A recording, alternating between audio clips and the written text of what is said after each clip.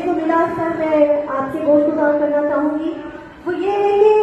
जो हमारे टीचर्स हैं, मेरे जो तालिका से और मैं अपने ही स्कूल की बात करूंगी, टीचर्स को ये खदशात है कि जो जा रहे हैं उनके साथ क्या होगा, जो नहीं जा रहे तो उनके साथ क्या होगा।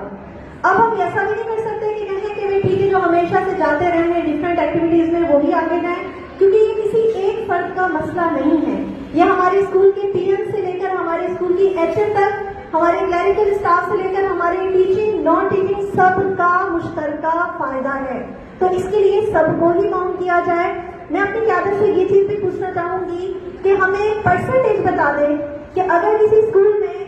100 टीचर्स हैं तो वहां से कम कितने टीचर जो है वो कराची जाने के लिए हमें तैयार करने, क्योंकि हम बहुत ज्यादा कंफ्यूज हो रहे हैं। मेरी मैम सौरभ से भी इस मामले में बात हुई थी कि लिस्ट जो है 100% सब जाएंगे जी